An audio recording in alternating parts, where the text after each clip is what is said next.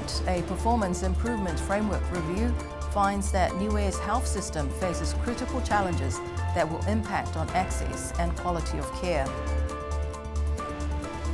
The cost of fuel is now at $4 a litre.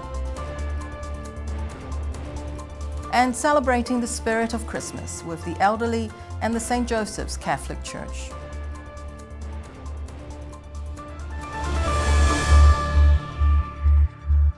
Kalafala here to good evening. Welcome to our bulletin of BCN News. I'm Esther Pavihi. Leading the news tonight, as we approach Christmas and the end of year festivities, it's probably best to keep the travelling to a minimum because the cost of fuel is going up. Yesterday, Prime Minister Dalton Tagilangi announced in the sitting of the new Assembly that petrol will increase from $3.50 to $4 per litre, and the cost of diesel will increase from $3.70 to $4.10 per litre. The last fuel cost increase was implemented in April 2022. Here's more. Prime Minister Dalton Tagilangi told the members of Parliament that the government has carried the increasing cost of fuel and the transport cost of fuel to the island for a long while, adding to its deficit budget. In response, most members called on the government to come up with ways to minimise the increasing cost of fuel because of the flow-on effects. The member for Liku, Longo Silmanu, asked for more information from the project or pilot project several years ago when the government brought in e-vehicles. Silmanu asked for a report from these pilot projects and that they should inform the government on the cost effectiveness of e-vehicles. Meanwhile, the member for Mutalau, Maureen Milekitama, called on the government to urgently do something to maintain or seal the roads going to the outer villages, especially the 3 villages that have very poor roads and were not part of the recently completed Chinese-funded roading project. Prime Minister Tagilangi acknowledged the members' call, saying that his government will look into ways to help buffer the costs for motorists from these outer villages, given the poor conditions of their roads. The government will look into ways to help fast-track the roadworks while waiting for donors to confirm funding the next phase of the road sealing project. Niue's health system faces critical challenges that impact equity, access, and quality of care. These are gaps that are rooted not only in service delivery, but also in the underlying culture of the health system. This is according to the Performance Improvement Framework Assessment of the Niue Health Department. And there was a report that was tabled in the Niue Assembly last week. The review also found low staff morale and lack of financial strategy, given the consistent cost of overseas referral and Medivacs. The assessment of the Niue Health Department was conducted from May to June this year, led by an independent review team from Te Potoko Ora Akiwa in Auckland, New Zealand, led by Professor Sir Colin Tukuitonga. Here's the story. The review found that while primary care and hospital services are accessible and immunisation rates are high, key service gaps remain in oral health, aged care, mental health and specialist care services. Overall, the healthcare provision model is found to be appropriate for the island, but there are areas with major gaps. For example, women's health. There is no systematic process to ensure Niuean women access free mammograms in New Zealand, and cervical cancer vaccine delivery in schools lacks structure and follow-up. The review called for urgent attention to having a dedicated women's health strategy. Where it comes to health promotion and non-communicable diseases, the public health messaging around nutrition, physical activity and healthy living is minimal, according to the report, despite the high burden of non-communicable diseases. The review calls for a strategic investment in health promotion to drive behaviour change and improve outcomes. The report found gaps in the disability support, where support for people with disabilities is limited and ends at the age of 18, placing a strain on families. Niue has yet to sign the Convention on the Rights of Persons with Disabilities. The report calls for a more inclusive approach and tailored services needed to promote equity and independence. There are gaps in workforce development. Coordination among clinicians is fragmented, and there is a lack of structured staffing plans and continuing professional development. The review says that a team-based approach and systematic CPD is vital to strengthen service delivery. There are gaps in organizational structure. The current structure is misaligned with the demands of a modern, patient-centered, technology-driven health system. The report found that there should be clarity of roles, a new workforce models, and strategic realignment to support future goals. There are gaps in infrastructure with digital systems that require full implementation and staff adoption to improve coordination and data use. The physical infrastructure, including hospital maintenance, must be consistently funded and managed with clear protocols and a reinstated maintenance handbook. With referral budgeting, there is no fixed annual budget for patient referrals or emergency medivacs, resulting in reactive spending. The report calls for a structured, data-informed budgeting system that is needed to forecast demand and manage costs effectively. The Performance Improvement Framework Assessment of the Niue Health Department report was tabled in the Niue Assembly last week. Prime Minister Dalton Tagilangi and other members of the Niue Assembly extended their gratitude to the outgoing Australian High Commissioner, Her Excellency Olivia Ponkham, on Wednesday this week, as she will be leaving the island on Friday. Prime Minister Tagilangi thanked High Commissioner Olivia Ponkham for her work over the past 12 months. Last week, Australia's Foreign Minister, Senator Penny Wong, announced that Mr. Paul Harrington is Australia's next High Commissioner to Niue.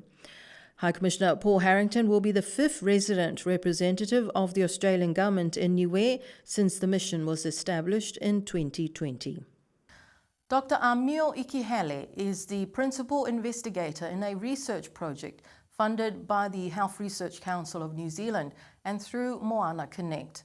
Dr. Amio Ikihele was on the island for the past 3 weeks to conduct a study on the role of digital health tools and improving health and well-being among Pacific and Niuean communities.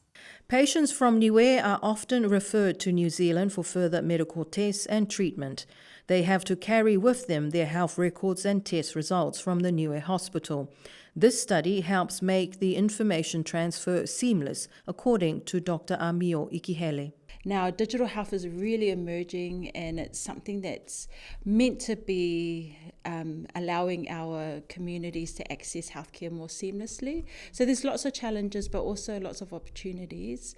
And the reason why I chose Niue as a case study is we always hear about our families transitioning from Niue to New Zealand or coming to New Zealand for medical referrals, and often there's a long wait. And sometimes there are hard copy physical notes that are brought along with our families to New Zealand.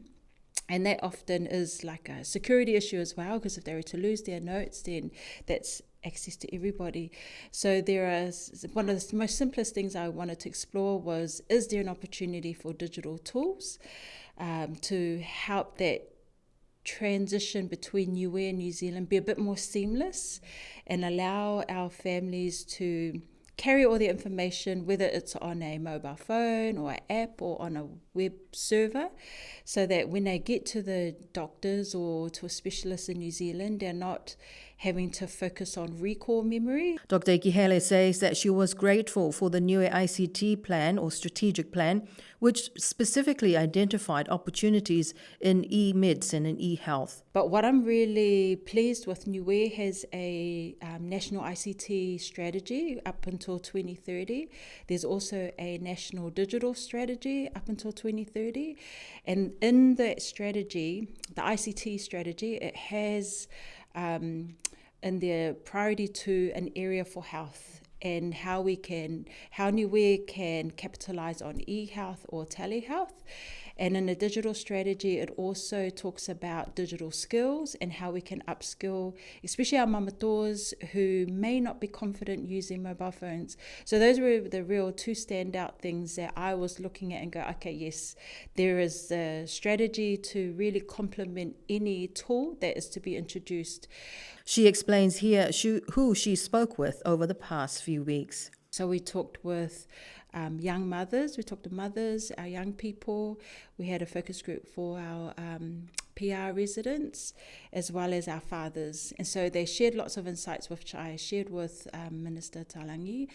And what's great is there are already discussions with Director of Health Minerva Ikimau and thinking about how the ICT systems can be improved so that it can talk. So again, what's great is Niue is moving towards the IT infrastructure already.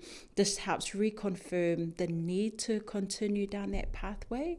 And we hope that, this is something that will continue. Obviously, there's investment in funds and cost, but those would return when we know that there's that seamless care between New Zealand and Niue. The Niue Assembly yesterday supported a motion from the member of Mutalau, Maureen Melekitama, calling on the government to protect the rights of the indigenous people of this land by ensuring that only persons of Niuean descent can vote and sit in the Assembly. Mrs. Melekitama said that the motion is not about discrimination, but it is about protecting the rights of Niueans. Prime Minister Dalton Tangelangi, the Minister of Finance Crosley Tatui, and Common Role member Olaf Jacobson were the only members who voted against the motion. Here's that story. Mrs. Melekitama said that she is well aware of the sensitive nature of the motion, but she felt it necessary to bring it to the Assembly. She said that Palau is also considering passing legislation to this effect. Members of the Assembly agreed with the motion, with some citing the Constitution and how it makes no specific reference to a Niuean by descent in relation to the qualification of an elector. Just a few weeks ago, Prime Minister Dalton Tangelangi and New Zealand's Prime Minister Christopher Luxon signed a political declaration, and in that declaration the two leaders agreed to uphold the UN Charter, which is the founding document on human rights and anti-discrimination. While this is only a motion, it was interesting to hear the views of the members of the Assembly and how they feel about the motion and protecting the rights of Niueans, and the views about the rights of people who have chosen Niue as their home. Since 1974, in 51 years, only one foreigner has been elected to the Whanokipule, Honourable Terry Coe, who was a Member of Parliament for 30 years, a Common Role member. And earlier today, senior government officials gathered at the scenic Matawai Resort for the pre-summit preparations for the next National Strategic Plan 2027 to 2037. Presentations from senior government officials allowed time for questions and polling on the performance and measures of the current strategic plan. The last time this group met was in 2023. Here's more. The day started with the opening statement from the Minister of Finance, Honourable Crosley Tatui. And it is my great pleasure to welcome you to the National Pre-Summit 2025 as we approach the conclusion of our current National Strategic Plan next year, 2026. While I note that only a limited number of participants can attend, I am delighted to see a strong and diverse mix of stakeholders present. Those who continue to play leading roles in our nation building and development efforts. This marks the first summit hosted by the government to reflect on and evaluate the implementation of our current plan, celebrating our achievements while also identifying the challenges and weaknesses and the gaps that must be addressed in the next planning cycle. Ladies and gentlemen, as mentioned earlier, our current plan is nearing its end. Next year we turn a new page. But before we develop the next plan, we must pause, look around us, and honestly assess where we stand. I want to emphasize the importance of this national document. It is not just a report to sit on a shelf or hide in a computer folder. It is the blueprint that guides our work in government and across the country. It shapes what we aim to achieve and informs how our development partners can align their support to our priorities. Presentations from heads of government agencies in several categories according to the 7 pillars of the strategic plan. The Financial Secretary, Mrs. Doreen Siatanga, explains the economic outlook of the government going into the new strategic plan. I'm just going to give you just the current status of our 2016-2026 plan and midterm review results that we had. The economic growth trends when you look into the internet on the MOF, Ministry of Finance website, and there's some documentation over there on the economic outlook, which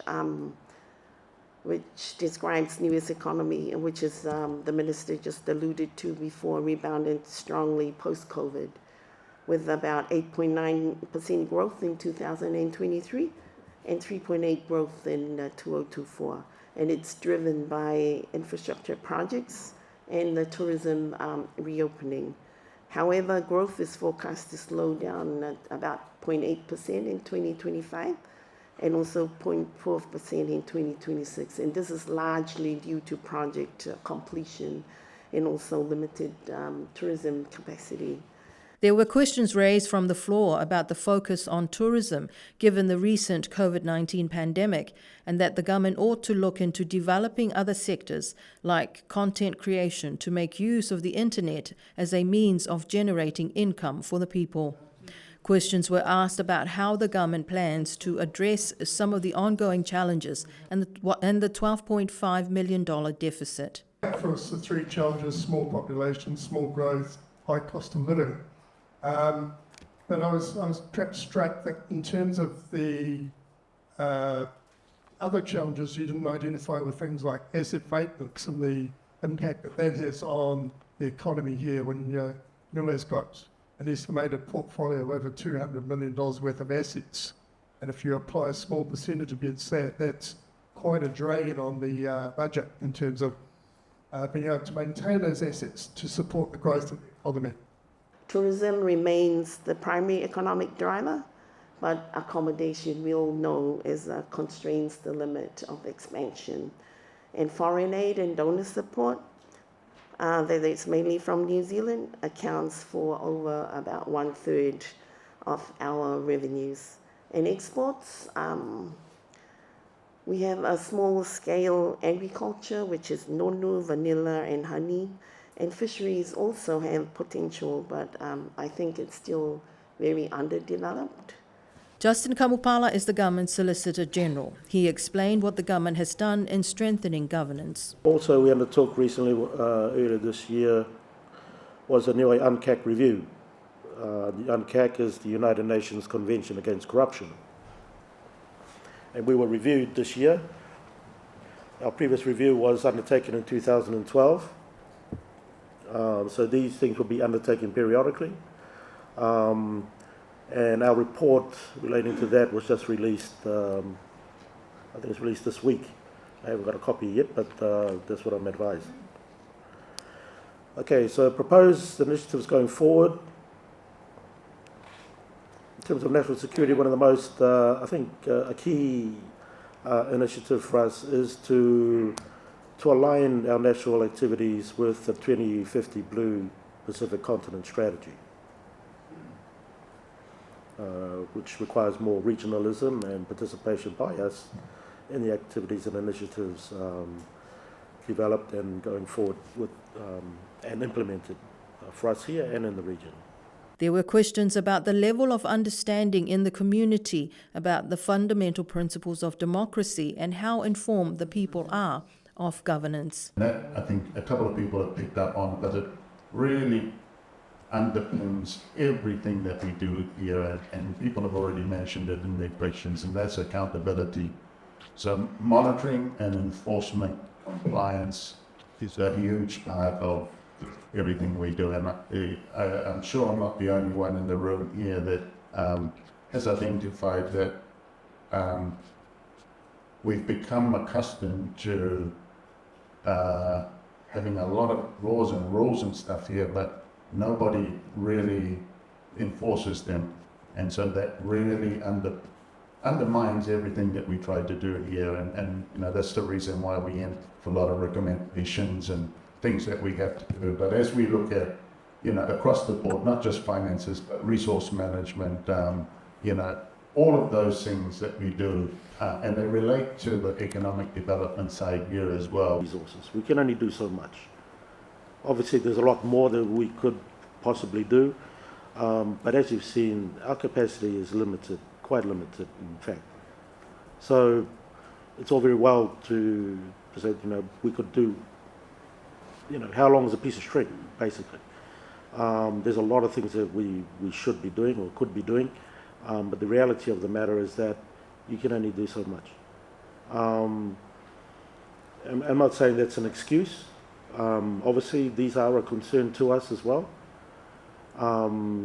But again, for example, look at the scenario with the sports on Island and what's going on there. It has been going on for a number of years. And in that situation, government is a bystander. We sit and watch things happen, although we try to make comment and provide, contribute to the conversation. It's other people who are making those decisions. The participants include heads of government agencies, the Speaker of the House was also there, and the Public Service Commission, the diplomatic representatives from New Zealand and Australia, and also members of the Chamber of Commerce. And in our sports news, the Rookie Games with an island-style theme was held at Parliamentary grounds over the weekend. Organisers said that the island-style theme is inspired by the Niuean lifestyle and the sustainable use of natural resources like coconuts and coconut tree trunks. The competition was quite tough, but the ultimate rookie prize for the males category this year went to Hakupu. The women's ultimate rookie prize went to Hafekula. Most valuable player, Chamberlain Peter. Most encouraging athlete, Aaron Tukutama. Running with the balls prize went to Whataiki Whaosimanawa Lui. And the rookies of the year, Moana Peter and Arizona Jessup. The judges' spotlight prizes went to three, Roxy Demso, Season Toamio and Thomas Peter. And to end the news tonight, it is December and Christmas festivities are starting, with breakup parties already starting. One of the events held this week was a pre-Christmas Fia for the elderly on the island, organised by the St. Joseph's Catholic Church. This is one of the longest pre-Christmas events on the island, 34 years since the late Father Glover started it. Buses were organised to pick up and transport the distinguished guests to the scenic Matavai Resort. Our camera went along to capture some of the festivities with our tupunas.